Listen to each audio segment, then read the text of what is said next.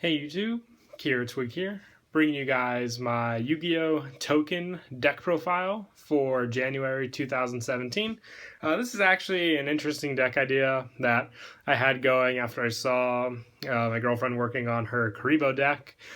Just because she was incorporating token cards into her own deck, I thought, why not, take it another step and make a whole token deck and see how that goes. So it's a really interesting deck and a lot of, fun that I had working with it. So let's go ahead and get started.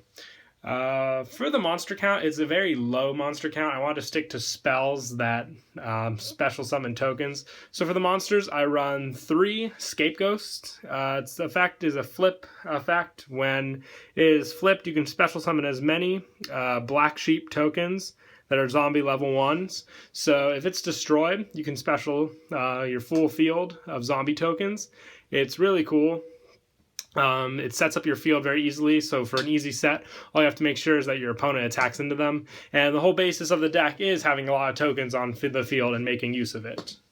And the last monster I run is one Performer Pal Hippo. The only reason I run Hippo is because he is used with Super Hippo Carnival. To make full use out of that card, you have to have the Hippo to get your tokens out. So that's the only reason I run him. And with Super Hippo Carnival, you can get him from anywhere, hand, deck, or graveyard. So just running one of this will mean, unless you use Banished, you won't have any problem with the special summons. And like I said, that's the only monsters I run.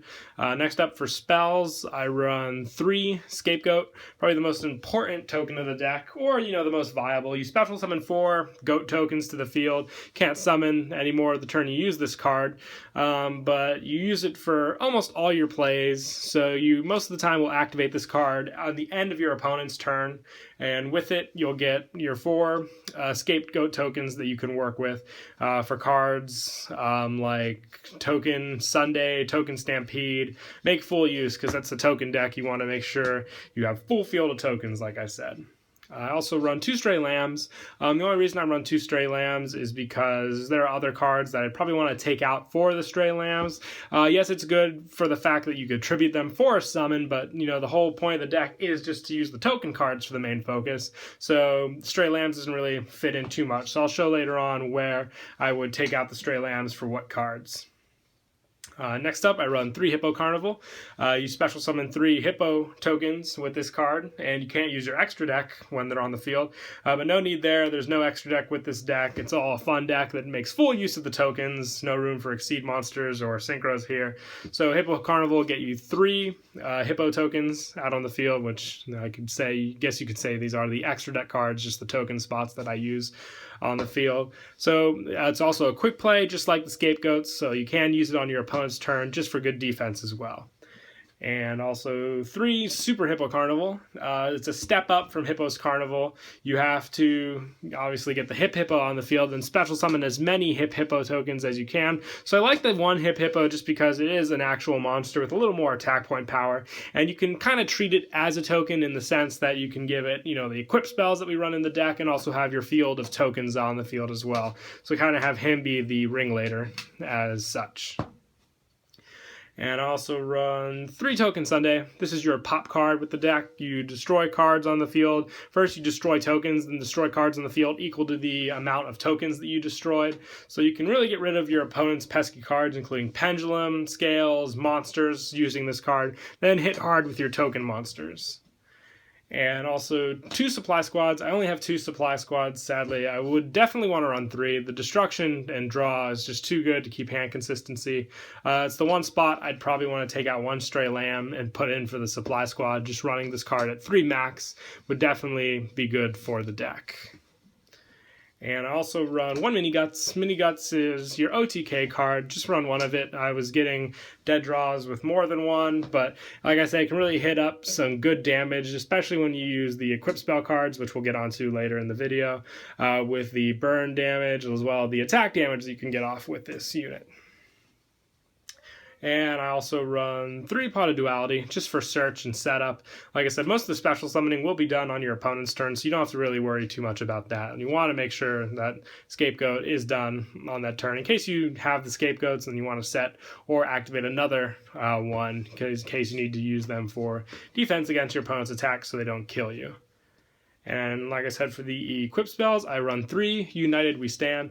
This is probably the best equip spell to use because, like I said, you're making full use of your monsters. So if you, let's say you use Super Hippo Carnival, you can equip it to the Hippo that you summon, and then you'll say it gains 800 in defense for each monster you control. That's 4,000 attack, putting the Hippo at 4,800. That's near OTK potential there, especially if you get 2 of this on there. As long as you have those tokens, you'll have big numbers with this card. So you want to make full use of that, even with mini guts. That's your OTK right there. But good field swarming and probably the best equip spell you can use.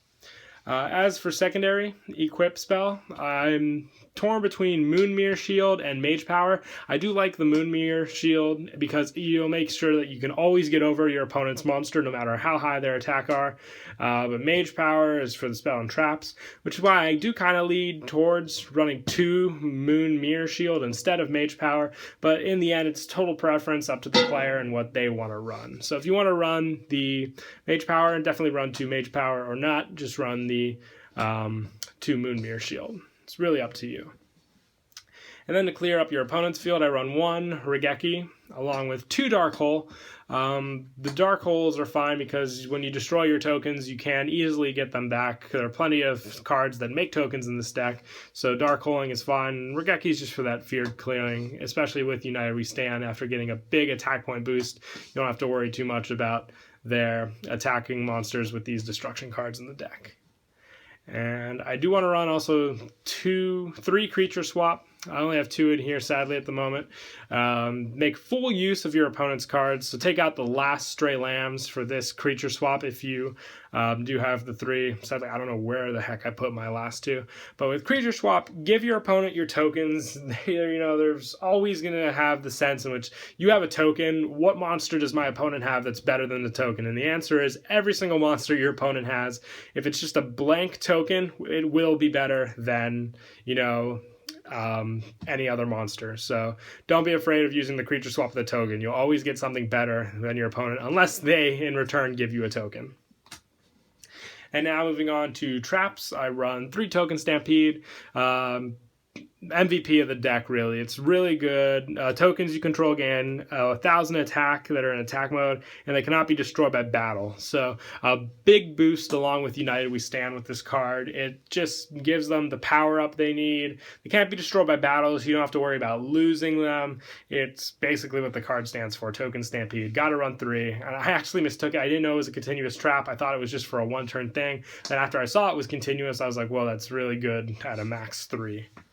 And 1 Spirit Barrier, another stall card. If you activate this card and this on the field, you're pretty much safe. I thought, maybe running Vanity's Emptiness, but I thought the tokens don't go to the graveyard, so you'll be stuck with the Vanity's Emptiness. You won't be able to summon any more tokens, so you're just hurting yourself. But then Spirit Barrier came in, and it's like, yeah, you'll protect me from battle damage. So that's the one thing. If my opponent ends up popping this Token Stampede and I'm left with attack mode tokens, the Spirit Barrier will at least help me in that situation. So they either want to hit this or this, and either way, I'll keep my monsters with the Token Stampede, or I will not take any battle damage with the Spirit Barrier. So unless they have a Twin Twisters, they got to choose sparingly with these 2 cards. And for extra staples, I run 1 Bottomless Trap Hole and 1 Solemn Warning. If you wanted to run the strikes in this deck, if you got them and have them and want to use them, then definitely use the strikes, but this is more just for the budget players, my choice of traps. No reason to use Call the Haunted because there's no real monsters in the deck.